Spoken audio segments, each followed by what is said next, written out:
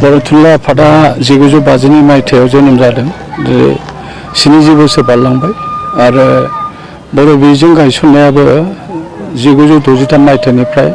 60 बोसोर जाबाय आरो भारत सरकारनिफ्राय जोङो बे रावखौ 80 फारियाव सोनो जों खाबुखौ मोनदों बिटिसि सुक्तिनि गेजेरजों। दा फैयै फैयै बे 20 बोसोराव हाबबाय आरो जोङो बे गोलाव समाव बे 60 बोसोर समाव जोङो बर' राव थुनलाइ जौगानायनि थाखाय आरो बे बर' रावखौ जोङो मुलुग दरबाराव मोनसे लिं लेंगुवेज हिसाबै लांनो थाखाय जोङो बर' थुनलाइ आफाद आरो जोंनि दुलाराय बर' फरायसा आफाद आरो हारिमु आफाद राजखान्थि दैदेनगिरि गासै जथाय जोङो नाजाबोनायनि गेजेरजों दिनै जोङो बे बर' रावखौ जोङो मोनब्रै मुलुग सोलोंसालियाव थिसननो हाबाय। बेयो मोनसे गोग्गाथावना आरो बै समनि जायफोरनिखि दैदेनगिरि दं बिथांमोननि बाख्नायथाव हाबानि थाखाय बे जादों आरो दाबो जोङो गोबां जोंहा हाबा मावनांगौनि खामानि दङ। दिनै बर' बिजोंखौ गायसननानै जोङो 60 बोसोराव जोङो गोबां जेंना जेंगोनाजों जों मोगा मोगि जादों। बेनि गेजेरावनो जोङो भारत सरकार आरो आसाम सरकारा जिथुनाखि सिद्धांत लादों हाई स्कुल आरो मार्जार school PTR pupils teachers ratio 1:30 बे खान्थिजों खारनायाव बर' बिजोंनि सरकारि स्कुलफ्राव बर' बिजोंनि गभर्नमेन्ट स्कुलफ्राव जोंनि फरायसानि सानखोआ खुब खम आरो खम जानायनि थाखाय आसाम गभर्नमेन्टआ सोलोंथाइ बिफाना मोनसे खान्थिनि गेजेरजों खारनानै माखासे स्कुलफोरखौ दिनै गैया खालामनो नागिरदों आरो माखासे फरायसालिफोरखौ एमालगामेसन खालामदों। बे एमालगामेसन खालामनाया एलिमेन्टारि सेक्सननिफ्राय हायार सेकेन्डारिसिम जादों। बेवहाय जोंहा बुंनांगौ खोथा गैया, बेयो केम्पास माने बेयो एमालगामेसन जागोन। नाथाय जों मार्जार पाब्लिक फान्डजों रायजो राजा फैसा थाखा खांनानै जिथु बानायनाय फरायसालिफोर एलपि स्कुलनिफ्राय आप टु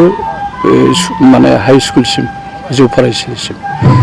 बेयो आसाम गभर्नमेन्टआ बुंनाय बायदियै 1 किल'मिटार गेजेराव एलपि स्कुला मार्जार जागोन फरायसा गैयाबा आरो 3 किल'मिटार गेजेराव एमइ स्कुला गेजेर फरायसालिया मार्जार जागोन। 5 किल'मिटारनि गेजेराव जुदि बै फरायसालियाव फरायसा गैयाब्ला नांगौ रोखोम 1:30 फरायसा गैयाबा बे स्कुला खाथिनि 5 किल'मिटाराव थानाय बे सोरखारि स्कुलाव बियो मार्जार जागोन। दा मार्जार जानाय लोगो लोगो बे स्कुला बायगोन। बेनिफ्राय जोंहा मोनसे जेंना जोंनि गेजेराव नुदों जों 0 टिचार सिंगल टिचार आरो टेट क्वालिफाइडनि जेंना। जों आसाम गभर्नमेन्टखौ बुंदों जे टेट क्वालिफाइड जेब्ला दं बिथांमोनखौ बे सिंगल टिचार जेरावनोखि साफाल' दङ दानि क्वालिटि अफ एडुकेसनखौ फोलोमनो थाखाय कन्ट्राक्चुएल हिसाबै बिथांमोनखौ बा पार्मानेन्ट हिसाबै बिथांमोनखौ टेट आनजादाव पास जानायफोरखौ बेवहाय साख्रियाव सोनांगौ। जोंनि आसाम गभर्नमेन्टखौ जों बुंदों आरो जोङो गिबि मन्त्रि माननीय डक्टर हिमन्त बिश्व शर्माजोंबो सावरायदों, गोजौ थाखोनि सावरायदों आरो लोगोसे सोलोंथाइ बिफाननि मानसिजोंबो जों सावरायदों। बिटिआरनि चिफ माननीय प्रमद बर'जोंबो जों सावरायदों। बिटिसिनि बिथोनगिरि डाइरेक्टरेट आरो बे चिफ सेक्रेटारि बिथांमोनजोंबो सावरायदों जे हाउ टु सल्भ द प्रब्लेम, बे जेंनाखौ जों माबोरै बोस्रांनो हागोन। बे बेलायाव बिटिआर सरकाराबो बुंदों जे टेट क्वालिफाइ जानायफोरखौ माने होनाय जागोन, साख्रियाव थिसननाय जागोन आरो बावैसो मोनसे गोजोनथाव बाथ्रा जे जायफोरनिखि टेट क्वालिफाइड फ्राय 4,000नि बारा टेट क्वालिफाइड बिथांमोनहा साख्रि मोनाखै, दाबो पास जानानै दङ। दा बिथांमोनखौ सोनो थाखाय हयथ' आसाम गभर्नमेन्टआ मोनसे थांखि आजावबाय 2 बोसोर टेट परीक्षा जानाय नङा। बे बोसोरनै जुदि टेट परीक्षा जायाबा बे फोरोंगिरिनि आंखालखौ सुफुंनो थाखाय हयथ' टेट पास जानायफोरखौ कन्ट्राक्चुएलाव सोसिगोन, बे मोनसे। आरो मोनसेया जाबाय पस्ट ग्रेजुएट टिचार, जायफोरनिफ्राय हायार सेकेन्डारियाव दा साख्रि मोननो थांगासिनो दं बिथांमोना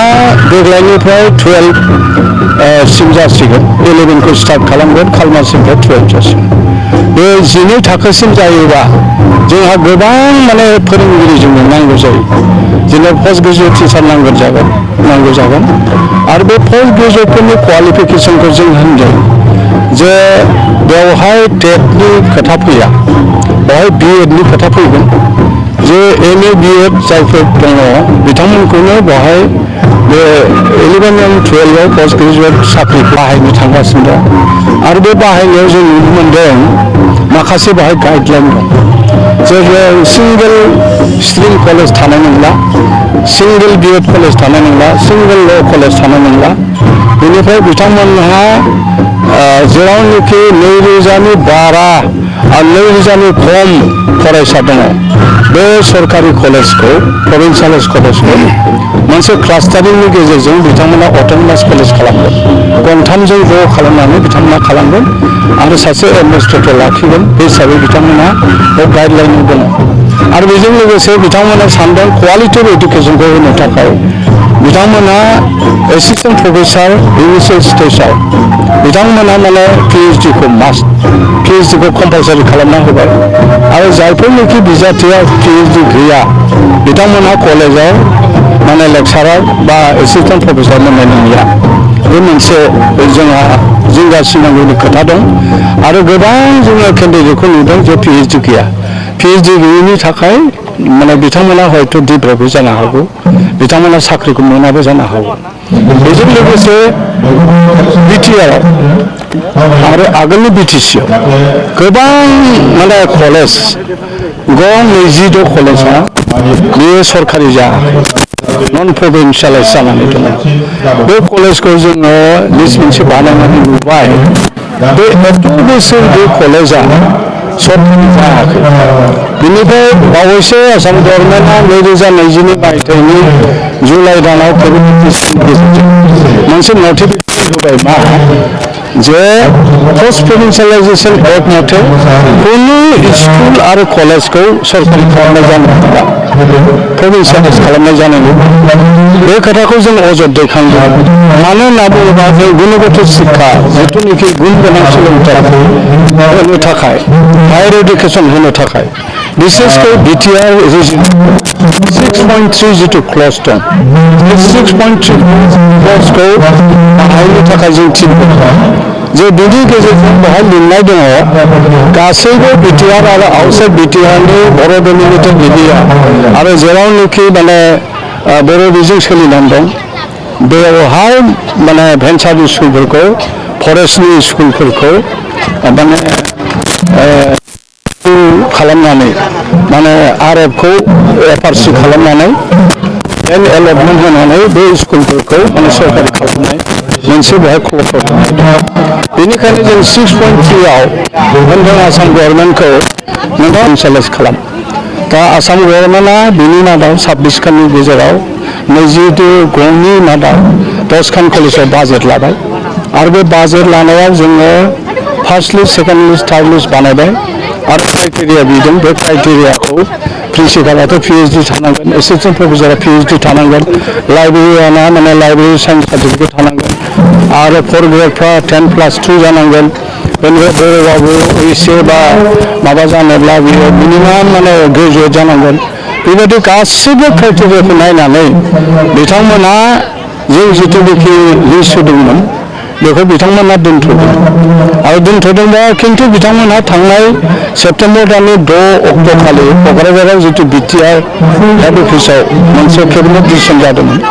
बे केबिनेट डिसिसन बायदियै बिथांमोनहा बे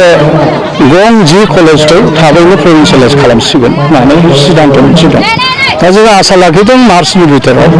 फाइनान्सियेल इयारनि भितराव बे गं 10 कलेजा गभर्नमेन्ट जासिगोन सरकारि जासिगोन आरो माखासे जेब्लानाखि एलिमेन्टारि सेक्सन दङ हाई स्कुल दङ बिनि आपग्रेडेसन प्रसेसा सोलिगासिनो दङ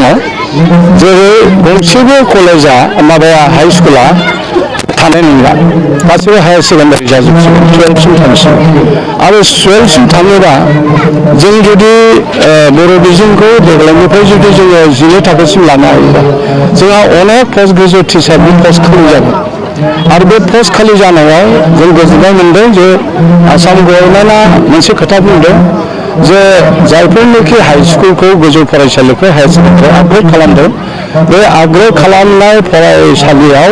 मिनिमाम 7 मास्टार डिग्रि हल्डार थानांगौ होमब्लाना जों गोजोननाय मोन्दों जे मास्टार डिग्रि हल्डार थानाय अनेक बर' बिजोंनि फरायसालि दङ जोङो आसा लाखिदों जे पस्ट ग्रेजुएसननि जेंनायाबो जोबसिगोन आरो सिटिनि खोथा फैदों सेन्ट्रेल टेटनि खोथा फैदों सेन्ट्रेल टेटब्ला जोंनि बिटिसिआव प्राय गं 14सो जोंहा सेन्ट्रेल स्कुल आरो नवोदय बिद्यालय बेनिफ्राय दिल्ली पाब्लिक स्कुल दं DPS बेफोराव माने बै सिटेटनिफ्राय क्वालिफाइड माने मानसिखौ क्वालिफाइड केन्डिडेटखौ बिजाथिखौ बेहाय सोनाय जायो बेनिफ्राय बिथांमोना गेजेर खोन्दोआव हाइकर्ट खालामदोंमोन हाइकर्टखौ केसखौ उइड्र खालामबाय आरो बे सिटेट जिथुनाखि 134 दंमोन बेखौ गासिबो साख्रियाव सोजोब्बाय दा साख्रियाव सोयोबा सिटेटनि एप्स जिथु दङ माबे एडभार्टाइजमेन्टआ बे बर'आव फैया बर'आव फैयैखाय बर' बिजोंनि गथ'फ्रा एप्लाइ खालामनो हाया दा बर' बिजोंनि गथ'फोरखौ एप्लाइ खालामनो जे एलिजिबिलिटि क्राइटेरिया खालामनो जोङो दिल्लीयाव थांनानै डाइरेक्टरखौ लोगो मोनबाय आरो डाइरेक्टरा आसाम गभर्नमेन्टनो मोनसे लिरबाय आरो बे बावैनो सिटेटआव जोंनि बर' बिजोंनि एप्सआ हाबसिगोन आरो हाबोबा हयथ' जोंनि गोबां गथ'फ्रा DPS आरो नवोदय बिद्यालयाव साख्रिखौ मोननायनि राहा दंसै बेखिनि आरो जोङो फरायसाफोरखौ थाबैनो सेबखांनो थाखायनो गभर्नमेन्टखौ बुंगासिनो दं आरो बेजों लोगोसे जोंहा अनेक मावनांगौ हाबा दङ जोङो दा ट्रेन्सलेसन एप माने बेखौ आरम्भ खालामबाय जाहाथे जोङो थाबैनो माने पार्लामेन्ट आरो आसाम एसेम्ब्लियाव बेखौ बाहायनायनि खाबुखौ होनो हायो बेनि थाखाय जोङो माखासे एक्सपार्टखौ लानानै खामानि मावगासिनो दङ डिजिटेलाइज माने खामानि मावगासिनो दङ ETC लार्निं इन एडुकेसन बेवहाय जोङो बर' थुनलाइफोरा जर होदों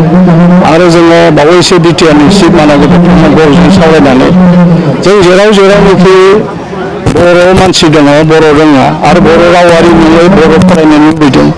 बिथांमोननि थाखाय जोङो बर' लेंगुवेज टिचिं सेन्टार खालामनो नाजादों आरो जोङो दिल्लीयाव थांनाय 10 नभेम्बर खालि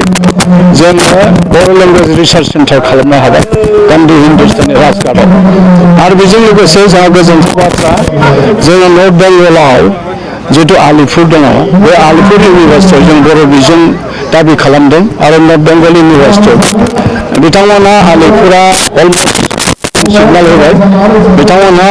बर' बिजोंनि डिपार्टमेन्ट खुलिदों आरो दिल्ली इउनिभार्सिटियावबो जोङो दाबि खालामदों बिथांमोना होनदों जे एफिलिएटेड कलेज गैया बेनिखायनो जोङो बर' डिपार्टमेन्टखौ खुलिथ'वा दा खुलियाबा मोनसे स्टाडि सेन्टार खालामनो बिथांमोना खोथा होबाय आरो डिब्रुगड़ इउनिभार्सिटियावबो जोङो फुल फ्लेजेड डिपार्टमेन्ट मोननो थांगासिनो दं आरो बेवहाय बिटिसिनि बा बिटिआरनि अनसुंथायाव बिल्डिंखौ लुनाय जादोंमोन आरो जोङो बे फुल फ्लेजेड जायोबा professor assistant professor associate professor appointment मोननायनि जोंहा मोनसे लामाया फैदों बेनिखायनो आङो